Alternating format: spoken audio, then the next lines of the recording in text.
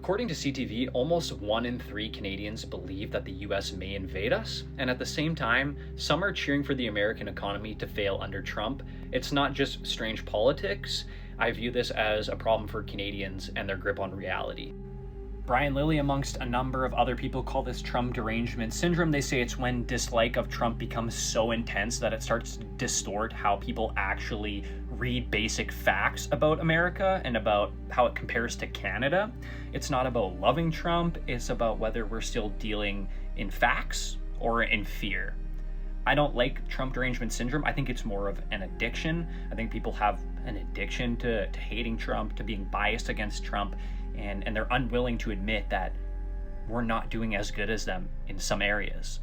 I recommend going to read the article. He cites a number of statistics, talks about how in December the US added 50,000 jobs, had a 4.4% unemployment rate, where Canada only added 8,200 jobs at a 6.8% unemployment rate.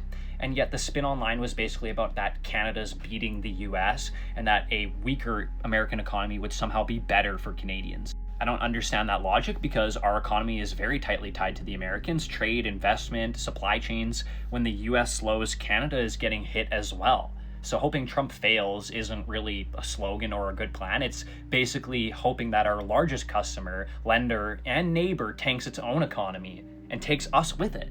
And like I mentioned before, when you have the CTV poll saying that 31% of Canadians think the US might try and invade Canada, that's not a fringe group. That's a large group of Canadians that believe a NATO ally and our closest defense partner is about to roll tanks on us.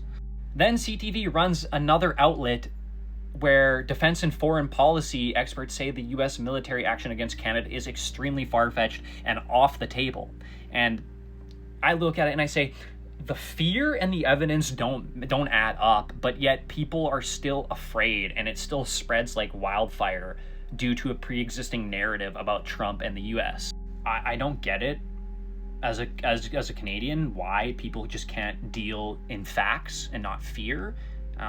When people start to root against their own economic interests and believing that our closest ally is about to invade us, I feel like that's more than just ordinary partisanship.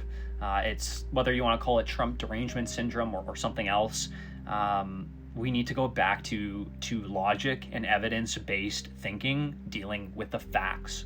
I don't think Canada's biggest risk is Washington. I think, honestly, a bigger risk to Canadians is their ability to look at reality objectively